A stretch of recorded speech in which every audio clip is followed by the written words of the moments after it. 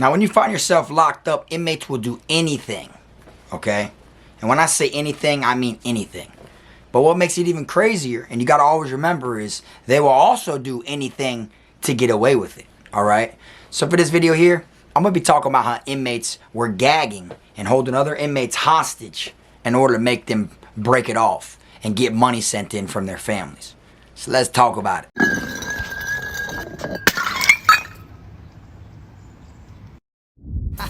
Dom the best, finna be this way till I EOS. Take it how you want, nigga, yeah, I'm a pro. Fuck around and bust your lot while you're at Vizzo. I hate to be this way, but I live for the moment. Waking up every day, show me an opponent. Shanks on deck, hitting bitch you with locks. So much pool, I can even start you from the box. You don't wanna pay rent, got me bent. Got lax on deck, your money was well spent. Vultures on the prowl, so don't try testing. Step 2 comes violent, first steps finessing. You a hold down man, suitcase this. My cell phone, I'm a charger, don't walk with a limp. Get it knocked off or missing, you gon' get it. Next time I see your ass, you gon' leave airlifted. What's up, y'all? You already know, man. K-Fraud TV back in the building. Y'all go ahead and do me that solid favor, man. Make sure you hit that like, subscribe button, and also make sure you hit that notification bell so you can see it first. Welcome back, y'all. If it's your first time tuning in, my name is K-Fraud, and over here on K-Fraud TV, almost everything I talk about is either jail or prison related, because I want people to know what it's truly like if you find yourself on the other side of that gate. Now, for this video here, I'm going to be talking about how inmates will hold certain inmates, you know, hostage, you could say. Gag them. Do anything they need to do in order to get money up out of them. If you're somebody like me, feels like, you know, if you go up the road, you ain't worried about that because you're going to try to hold your own. You know, if you get into it, you're going to fight, you're going to stab, you're going to do whatever it is to not, you know, break it off. I'm just letting you know, you will find yourself coming across certain things and obstacles and facing certain fears that you might not even expect ever, just because you want to be one of them individuals like myself. All right, now, of course, prison has its ups and downs. You know, some days are worse than the others. Some days, you know, smooth sailing. Some days are violent. Some days are laid back and relaxing. It all depends on when you land there, what type of inmates are there, or who is there. Okay, now, one thing that a lot of people like to do inside of prison is get away with anything they can. And they will go to the extreme, you know what I'm saying? Instead of like just beating somebody up or just cutting somebody, you know, and trying to get away with it, they will feel like, well, if I kill him, he won't be able to say nothing. So let me kill him. You know, they will really try to do anything they can to get away with something that they are doing inside of prison. Just like on the street when people commit crimes, sometimes they commit more crimes and do more and more things during that one crime they were committing, and then they find themselves in there with a whole rap sheet filled with charges and ain't never getting out. That's because they tried all they can to get away with it. Now, me, I've never been the type to have people like try to make me break it off, or, you know, never had anybody, you know, get anything up out of me, you know. Now, I can't say the same thing for a lot of other individuals. You know, prison is that type of place where it's a jungle, you know, and only the strong survive. Everybody wants to be the alpha, but not just the alpha. Everybody wants to be the alpha, the biggest alpha there is, okay? Now, this camp I was at this particular time, it was known for extortion, all right? Inmates would come up to you, whether they got to play the friend role and try to, you know, talk to you like they're cool with you to get it up out you, or if they got to come to you the violent way and try to make you break it off, or even steal, or, you know, take your shit when you're not there. You know, they were real big on this type of actions at this particular camp I was at the time. And it's crazy because I've seen so many different institutions, but anytime I think of extortion, or I think of, you know, people trying to make others give them money by any means, this one prison in particular is the one that comes to my mind. Now, if you find yourself in this type of place and you're not one of them people that, you know, get money like that, or you can't, you know, stick up for yourself if you need to, you're going to find yourself in a whole lot of trouble, because at the time that institution was like that. But luckily that institution is no longer a GP population, you know, camp. It's now CM again, which is Charlotte CI. Okay, but the inmates that I'm going to be talking about today, the ones that were actually gagged and held for hostage and for ransom, took place when I was there, and it happened inside a G-dorm. Now, while I was at this institution, you know, G-dorm was ratchet, just like every other dorm was. You feel me? But they had this little group, like, of particular inmates that was in a gang that would do all they can, you know, to make sure they apply that pressure, and always had a foot on somebody's neck. And one day I was over there, we were actually having a spades tournament, and this wasn't even my dorm. You get what I'm saying? So I just slid over there because the guard was cool enough. He knew I didn't live in there, but he let me slide over there because sometimes you come across cool officers that let you do shit. They're there just for a paycheck. They don't take that shit serious, you know, or they're not trying to go above and beyond to discipline you for being in an unauthorized area or anything like that. So the guard at the time was kind of lenient. He knew I didn't stay there. He let me in. He'd pop the door. I'd go in the dorm. I want to hang out. I could even go like this, and he'd pop that door, let me go out in the sally port, and then I could go to another quad in that same dorm because there's 4 of them, G1, G2, G3, G4, you know, and he'd let me run from quad to quad. He'd pop the doors for me, right? So I was in there playing spades. We had a little spades tournament going on, and as I'm sitting there, you know, just waiting, you know, my team ain't the one playing yet, you feel me? So I'm just sitting there waiting, and I look over, and I just happen to just be looking around, and when I look up, I see a white boy. You know, I could see him in a cell. You know, you're not supposed to look in people's cells, but I was just looking, and I seen a white boy, and he was just sitting there, like, rocking back and forth. You know, me, I don't live in this dorm, so I don't know whose room's what, so I don't even know if that's his room, you know? He's rocking back and forth, rocking back and forth. I glance, and I just put my eyes back on the card game, and I'm just sitting there, you know, vibing, you know, chopping it up with my teammate, a couple people in there I know. Next thing you know, a couple minutes go by, you know, I'm not thinking nothing of it. I happen to glance around, I look up there again. This time I look over there, and he's sitting there with a sock in his mouth, still rocking back and forth. You feel me? So I'm like, you know, like caught my attention, had to double take that time. And I'm thinking like, the fuck's he chewing on a sock for, you know? I don't know though, this isn't my dorm like I said. Next thing you know, I'm like, damn, this shit crazy. So I look up there a little more and more now because it's interesting to me. I'm like, fuck's bro got going on? Next thing you know, I realize there's like 3 of them in there, and they all got socks in their mouth. So I'm like, damn, I tell my teammate, I'm like, damn, what's up with them boys upstairs? And he looks up there and he's like, oh, them boys right there done played. And I said, what you mean? He's like, oh, them boys that inside that cell, you know, they're trying to get them boys to break it off. The boys, you know, so they're forcing them to call their mom and send money. That's why they're all in there right now with the cell phone. And I said, for real? He was like, yeah. He was like, you know, that's what they do. They, in order to get money out of these people, they bring them in there and they damn near gag them, you know, and they damn near hold their ass hostage, make them sit right there because they want to make sure they don't tell their family what's really going on. They'll make them use the cell phone right then and there, get on the jack, tell them this is what it is, you know, even write notes sometimes. I make them read it off a piece of paper, and they'll sit right there. And if the boys get out of line, they'll stab them, or they'll, you know, get them off the pound, or do whatever they got to do, you know, because them boys didn't follow the procedure, you know. And I'm like, damn, that's crazy. And then I was like, where them boys stay at?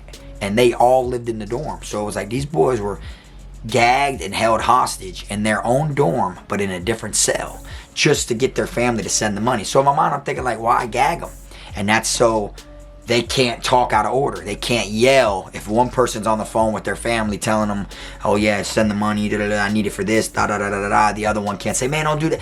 I guess when their mouths are open, you know, there's more commotion. So instead, they don't want no talking. They want it to where you just do what you're supposed to do and make your family drop that bread off, right? Man, I'm sitting there, I'm like, that's crazy, dog. And the dudes that lived in that same cell, one of them came out and I knew him.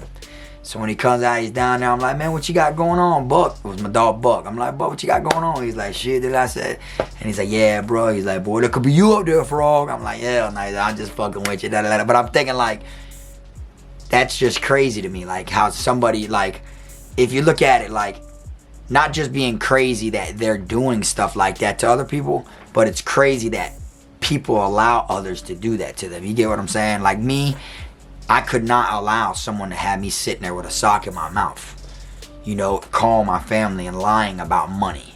You get what I'm saying? Like, it's just, it's one of those situations to where, like, you gotta be, like, such a bitch to allow that. You know what I'm saying? Now, it ain't like they had 20 AKs and was like, boy, you know what time it is, you make one false thing and blah, hit this homeboy in the head and said, you do one more false thing, you're next, you know. Then it makes sense. All right, man, I need that bread, you feel me? But the way that it was in there, and it was like they were so used to it happening, and they did it all the time, frequently. It wasn't like they just did this once and once in a lifetime. They literally frequently would do this to certain individuals. They like prowl on people that were weak, that wanted, stick up for themselves, or people that they feel like they were vulnerable enough to get over on. You feel me? So when I was watching and I'm talking to my dog, I'm like, that shit's crazy. He's like, yeah. He's like, but after he was joking with me saying, oh, that could be you out there, bro. I was like, you got me fucked. He's like, nah, I'm just fucking with you. But after that, I was talking to him a little bit, and he says, man, this shit's a business. I said, what do you mean? He's like, yeah, man. He's like, every single week, man, we got to do the same thing.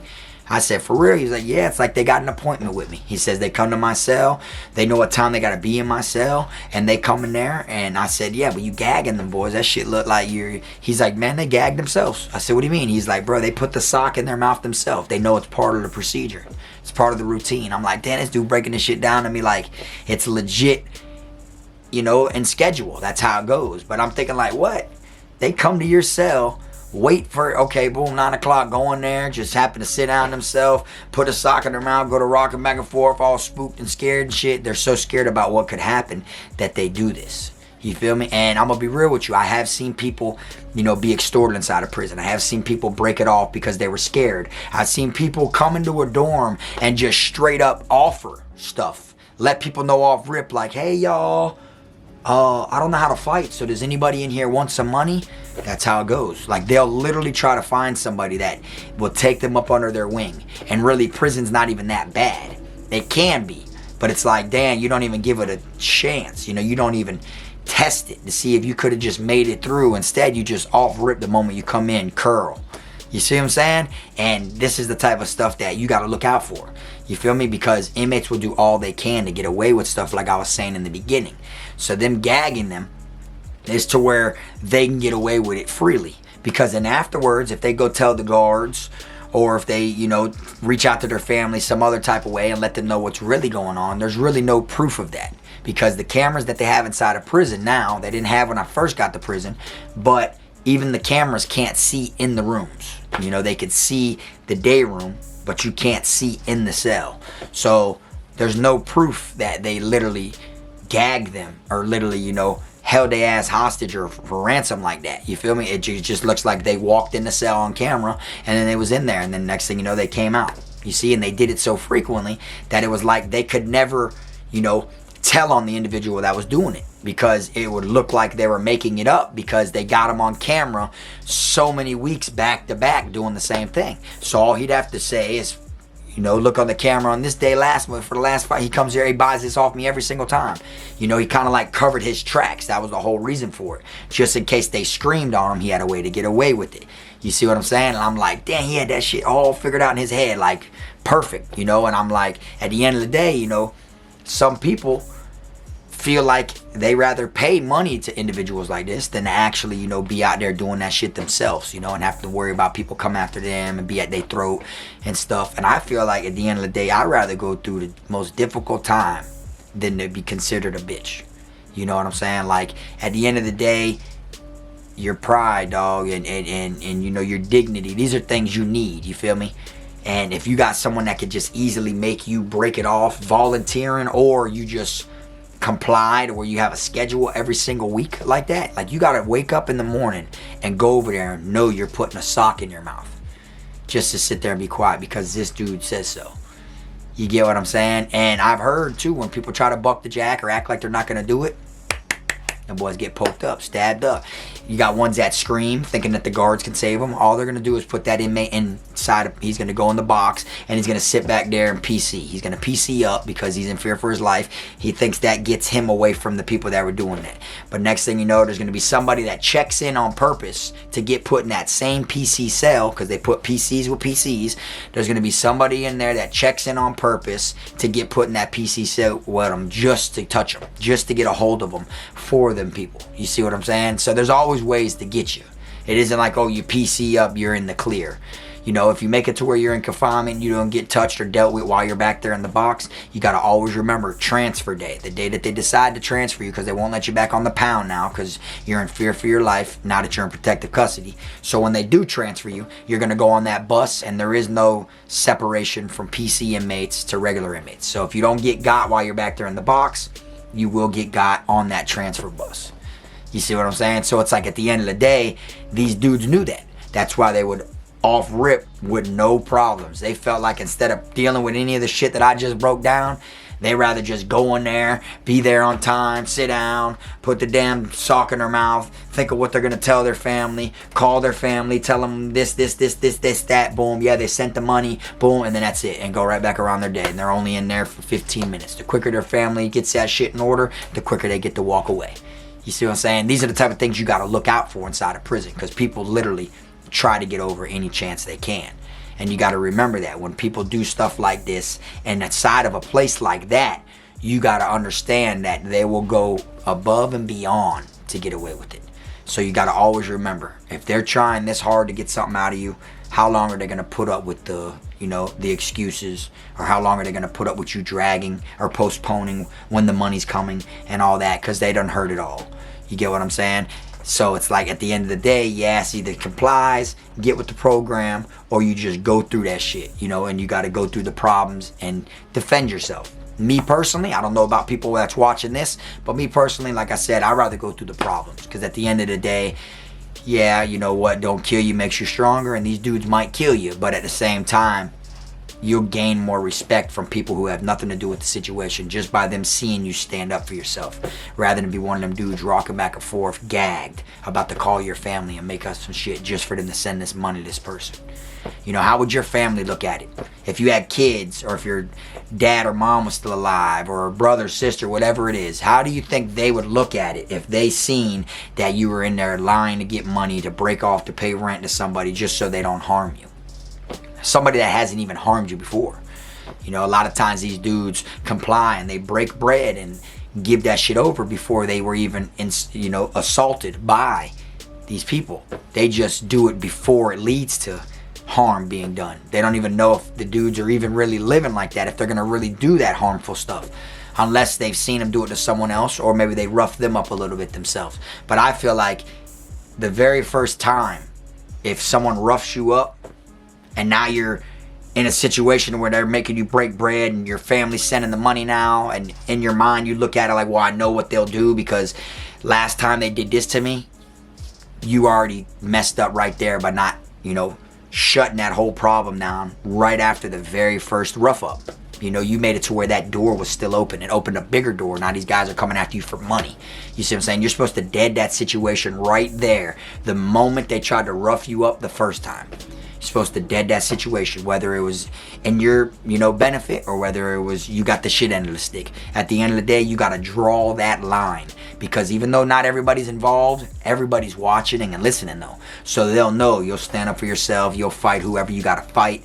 You get what I'm saying? So you got to go through these things, or else you're going to have a long, miserable bid. And I don't know about y'all, but I don't want to be one of them people that's sitting here giving these people, my people's hard-earned work money. You know what I'm saying? Like, what I look like, you know, calling to make up a lie, or even letting them know, hey, I need the money for this, or this person needs money because they're helping me with that. That shit don't fly with me. And I'll be damned if another inmate gags me, puts a sock in my mouth, or has me put a sock in my mouth and has me sitting there and holds me hostage inside of a room like ransom until the people send the money.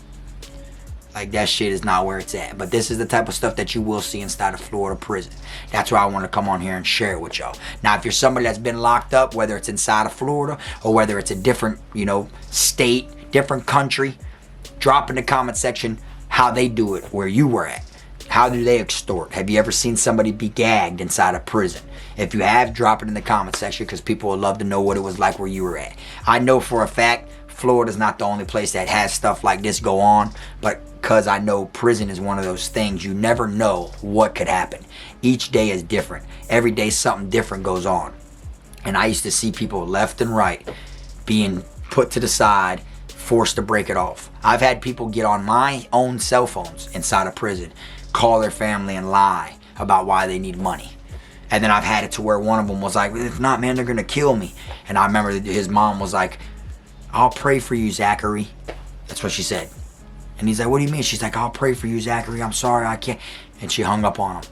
Like, basically, like, you got to get through whatever you're going through right now on your own. Whether they think you're using it for drugs, or whether they want you to stand up for yourself because you're getting extorted and they want you to become a man, or whether they really didn't have the money. Either way, You know, they're gonna leave you in that water eventually. You see what I'm saying? Now, if you're somebody that was on the shit end of the, you know, your bid, and you were one of the ones that got pulled to the side and snatched up and, you know, forced to call, I doubt someone would put that in the comment section and admit it. But if you were, drop it in the comment section. Let people know how it was. How did they approach you? You know, how does it go when they come up to you? Do they come at you first, you know, like with the finesse, and then violent, like I say in my Chain Gang Robbery song?